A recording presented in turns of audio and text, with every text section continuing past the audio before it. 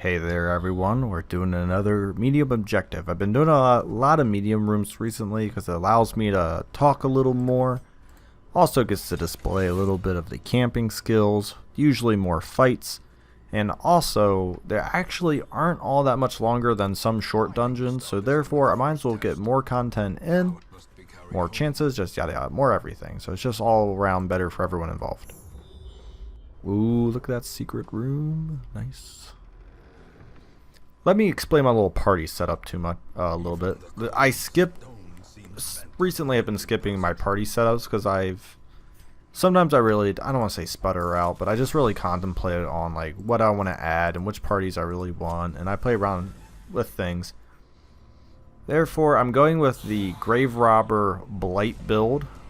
Obviously the shield breaker is going to blight, and then the graverobber is going to follow up on that. So we're going to look at an impale, but that's okay. We're still going to probably throw a dagger at this guy in the back. Wow, really could have done more damage. We're going to follow up with an impale, and then next round we'll try to do the damage I was thinking of.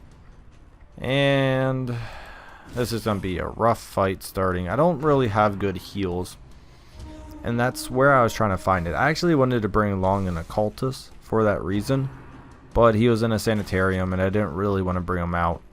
But I did bring a lot of dodge trinkets on a couple of the individuals lower HP, such as the graverobber and I believe the shield breaker. The jester sits at a pretty naturally high dodge, so don't have to worry too much. And the crusader obviously has a buttload of health, not a major concern. I am probably going to see, this is a tough one. Might bring him out, but no, he's guarded, so I want to bring him out. I could unguard him, but I really wouldn't do much. If I kill this body, I don't know if I have a way to kill it. I think we're just going to poke him. Good. He'll bleed out, which means his body will go away. We can throw the dagger at him, pray for a critical. Nice. That's 2 bodies down. We will once again do this. And that'll be a pretty big damage problem. I'm not extremely worried about that. He's probably going to get a nice...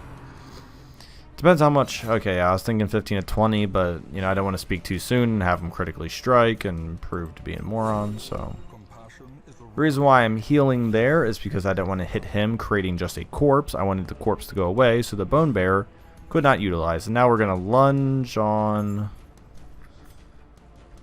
Ooh, do I want to lunge on him and just do it, then have... I'll push back. Yeah, we're going to do that. Ooh, nice critical. Actually, I don't think I would have preferred that critical, because now I'm in a weird situation where my crusader can only heal. I actually wanted to create a corpse so he could holy lance into the bone bearer, because now he can't hit the bone bearer. But he can heal himself, which... Ooh, nice critical. Which was needed. 67 dodge on the graverobber. That's with the trinkets here. I'll show them once I'm there. Well, yeah, I can still show them. That actually went really well. I thought that was going to be a little bit more of a struggle, but it went really well. So we got 12 dodge from the lucky talisman. We got 8 dodge from that. That's a natural 20. Her base armor is 30, so that's 50. We got a critical, so that gives her 60. Then the light level. So we're looking at 67 to 68 dodge. So with that new knowledge, she's rarely going to get hit when she gets a critical strike, which is awesome.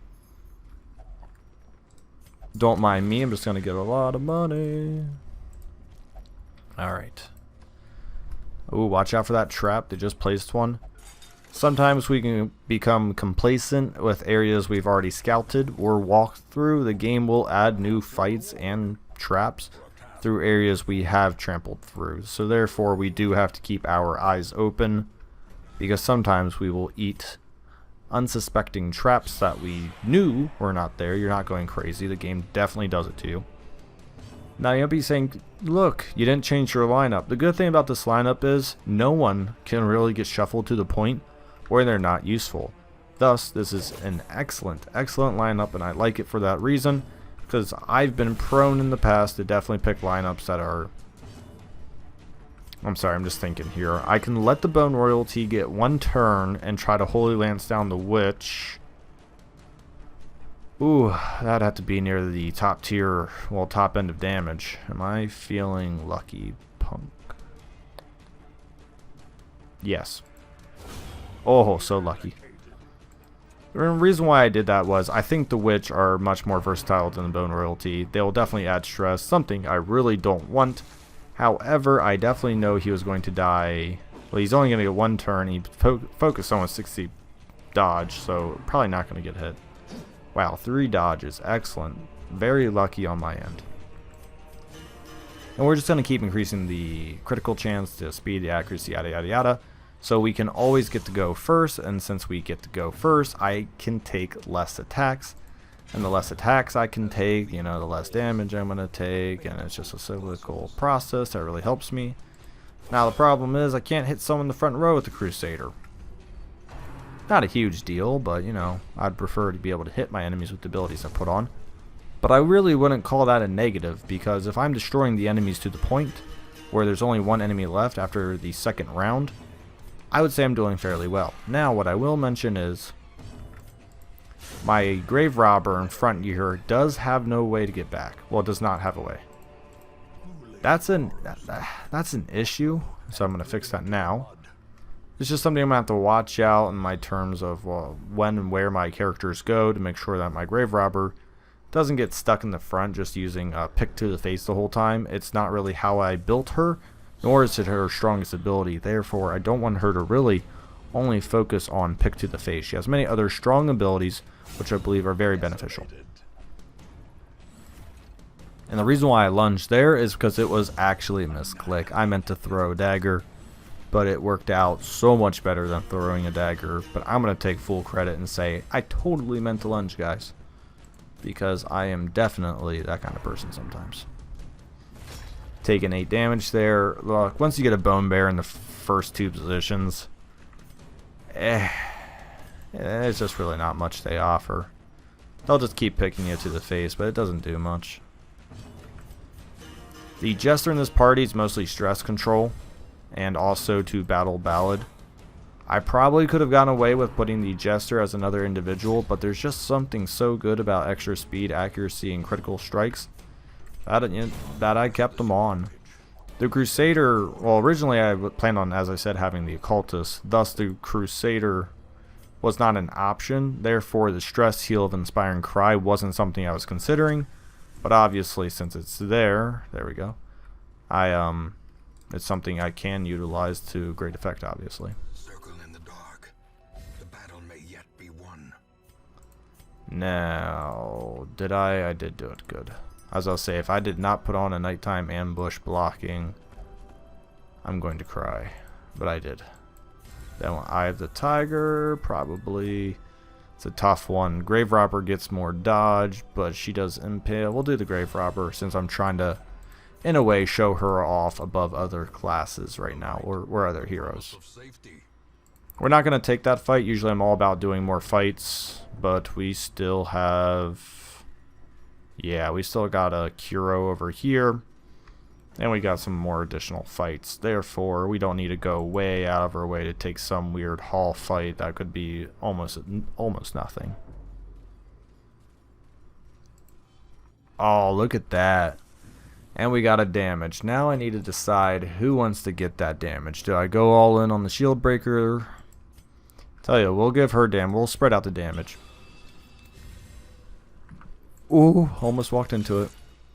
Oh, I was burping there, and then closed my eyes. Oh. So, uh-oh. Wait a second. Guys, what did I do? Oh, no. I almost messed that up.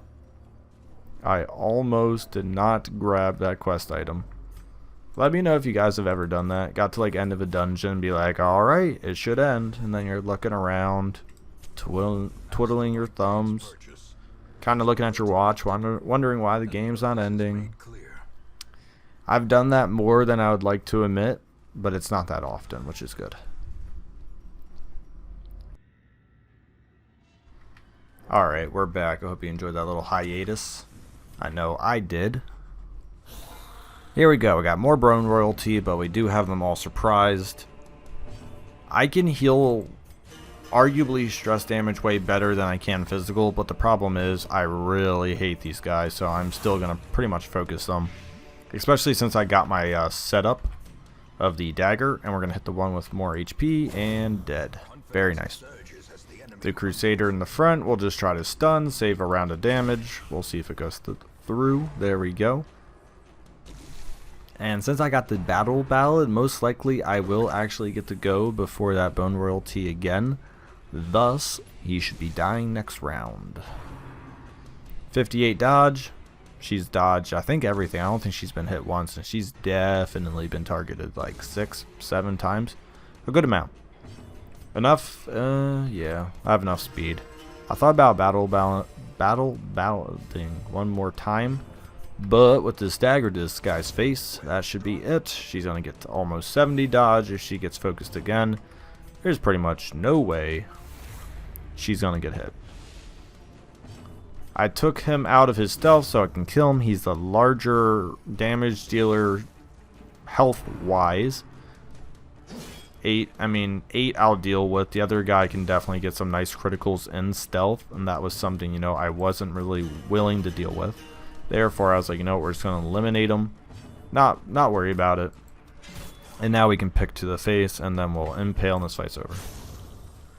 I didn't get to heal the Crusader, but he's really not hurting that bad, so I didn't feel horrible about taking some extra turns to replace his HP. And if I have to, near the end, I will eat a couple of my food, but right now 60 out of 74 is not that bad. I just got forced to eat anyways, which gave him 5 HP.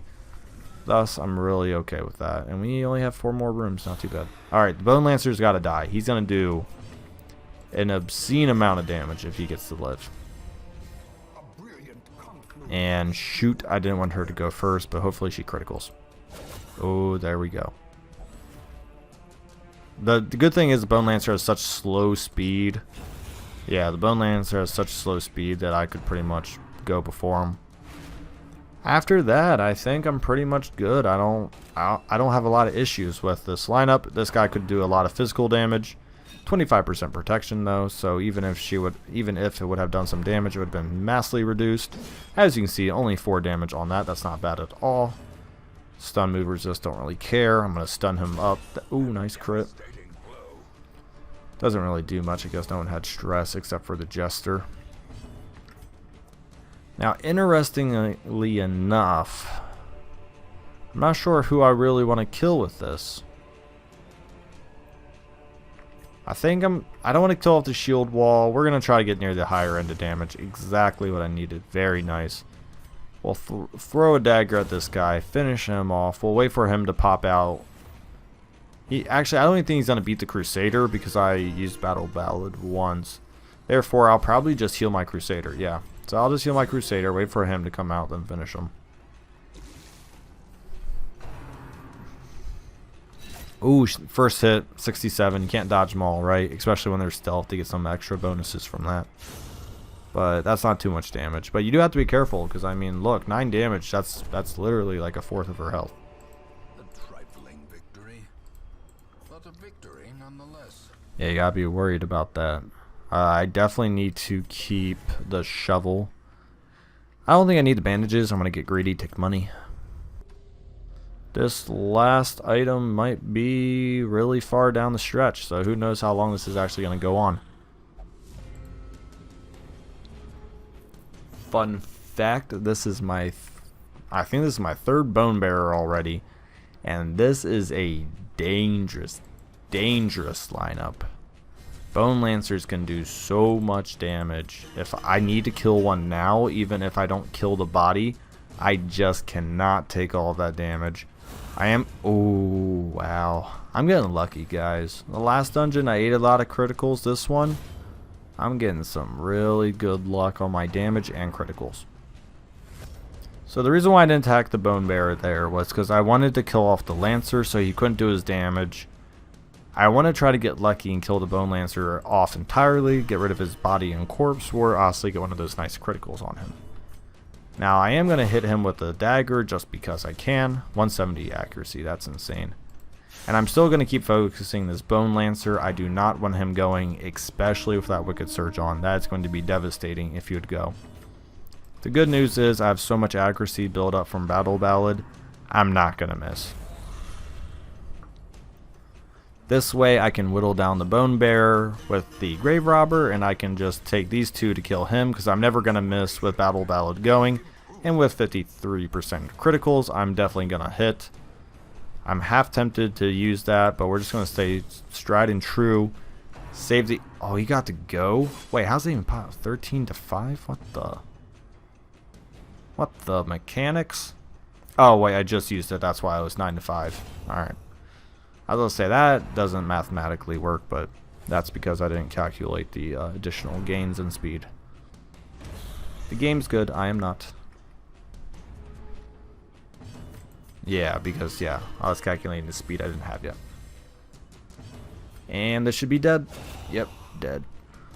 Now we will actually kill him off for real. We wash, rinsed, and repeat a little bit right there, but for the most part, you know what? You gotta do what you gotta do to keep your party safe at night. Because when you get into a party that doesn't do a lot of dot damage and can't heal damage spread out like that, like a Bone Lancer can, there's the quest. We'll see if this room down here has it.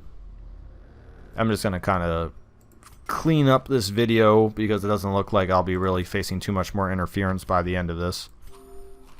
I want to make sure I'm not walking on a trap. Okay. Yeah, so the Grave Robber worked extremely well. She dodged a lot of attacks, which is what I planned with her when I put on both of these trinkets. And I also... if we have one more hall fight, we'll go see what that is. But yeah, she dodged extremely well. She did an extreme amount of damage. I am absolutely thrilled with how this went. Sometimes I'm a little nervous to take Grave Robbers in. Not because I believe they're bad characters, but it's just that fragility of their health. Because, I mean, if we look at some of her stuff, it's just... 30 dodge is good, 36 HP. That's the truly scary part. Speed of 10, which is good.